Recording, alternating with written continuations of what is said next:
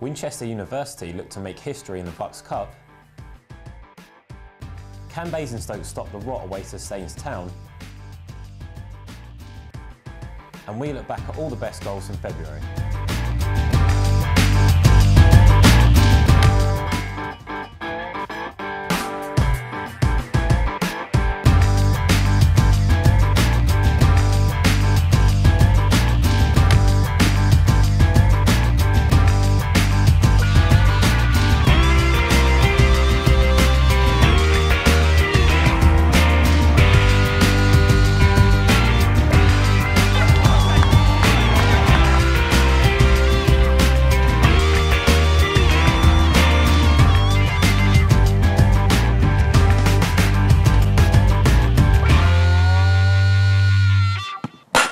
Hello and welcome to Sportsweek. I'm Michael Connolly.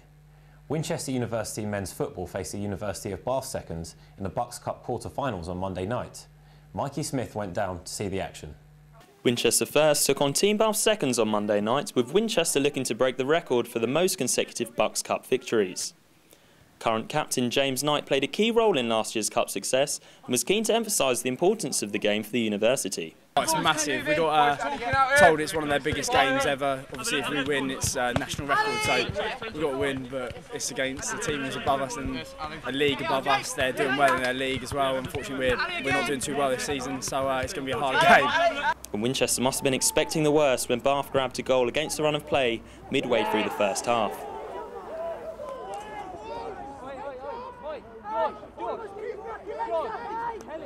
The home side began the second half though rather brightly, and Josh Finch very nearly levelled the game after Bath failed to clear Danny Thompson's cross shot. Just after the hour mark, Winchester brought on Lewis Clarkson and Gary Crook to try and give the team more width. And it didn't take long for the duo to make an impact. Veteran wide player Crook gratefully tucking away Clarkson's low cross with just 12 minutes left on the clock.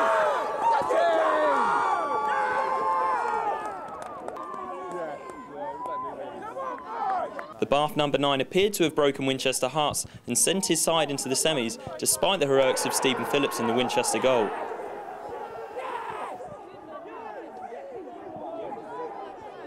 But the underdogs clearly hadn't read the script and pegged back the away side once again, Clarkson neatly securing his 4th goal of the season from the tightest of angles.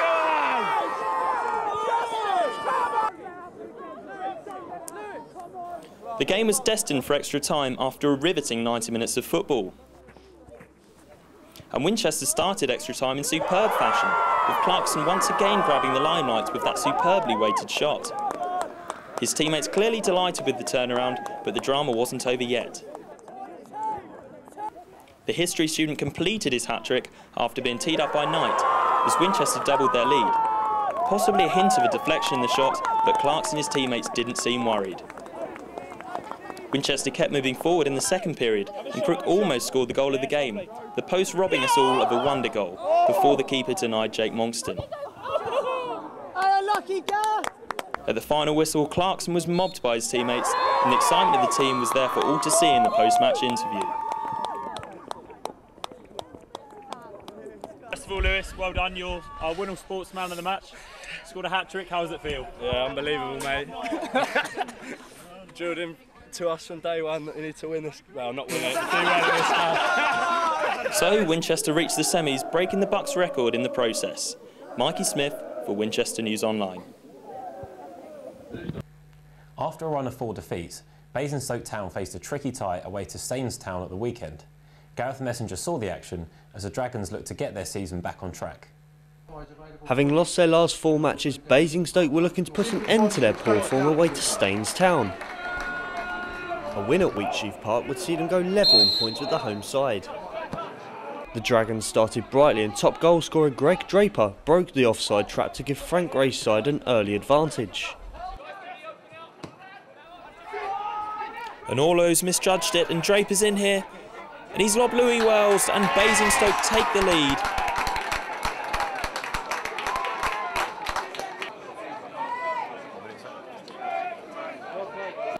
After the goal, Staines upped their game and a clumsy challenge by Callum Reynolds gifted the home side a penalty. Dwayne Lee converted it to score his first goal for the Swans.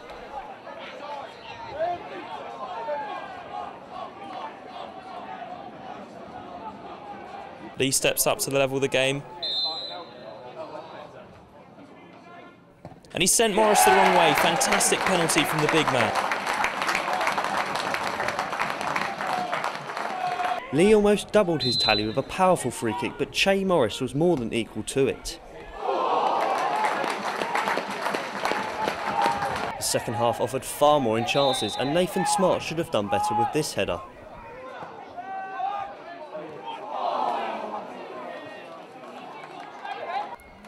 Staines themselves had times to take the lead. Howard Newton's drive dipping just over the bar.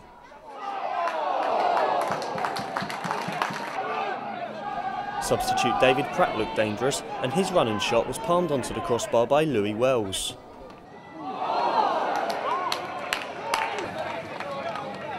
Basingstoke came close to stealing the points in second half injury time with Matt Warner's set piece, but they returned to Hampshire with a point, ending their losing streak.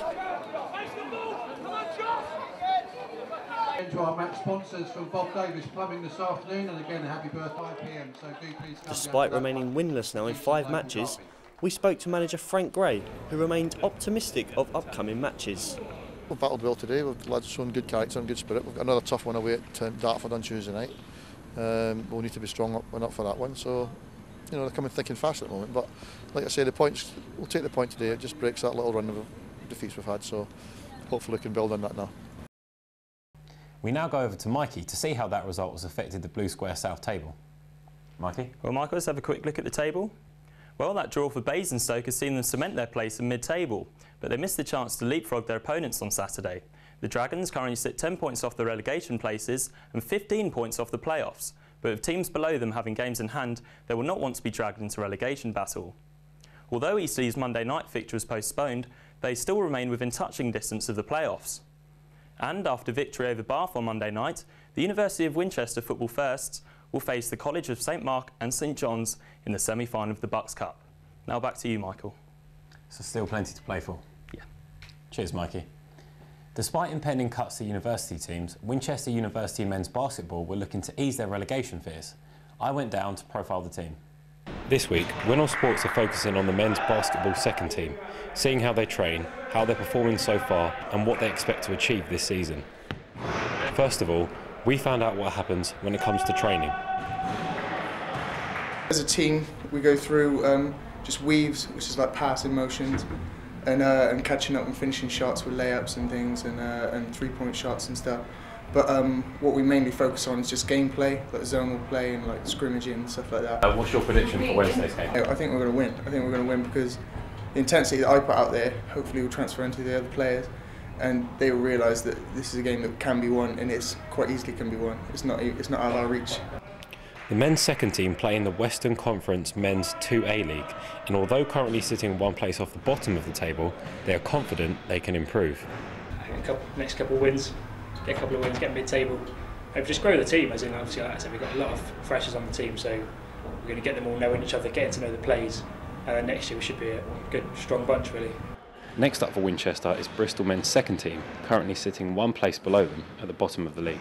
In an intense first quarter, both teams put points on the board, Winchester slightly edging ahead, leading 13-8. After a word from the coach, both teams came out strong, Bristol scoring the early baskets. But Winchester didn't lay back, James Fraser scoring this three-pointer, putting Winchester ahead. But the game went in level at the end of the second, the scores tied at 25 points each. The third quarter saw some fantastic three-pointers, a Loddy with this long-range effort. Bristol replying with one of their own. Bristol led 47-38 going into the last quarter. Although the scores were still tight, Bristol worked hard in the last quarter, eventually beating Winchester 64 points to 46. And despite the loss putting the team at the bottom of the league, Winchester's captain was impressed by how his team performed. I think the team played well. It was one of our best games this season, easily. We didn't have any help from the first team players, which is what we've normally had. We've normally had one or two to step in and help us because we are a short team and we were missing two people today. I can be more proud of them because every one of them came off the court today giving 100% effort, and as a captain you can only ask them to do that. I'm not expecting them to be the next Kobe Bryant and LeBron James. All I want them to do is give it their all and just work for the team. It's as simple as that. February has seen some brilliant games in local non-league football, so to end the show we have our pick of the best of last month's football in the region. Make sure you tune in next week as EC look to improve their league form and Winchester face up to local rivals Totton in the semi-finals of the Hampshire Senior Cup. Goodbye.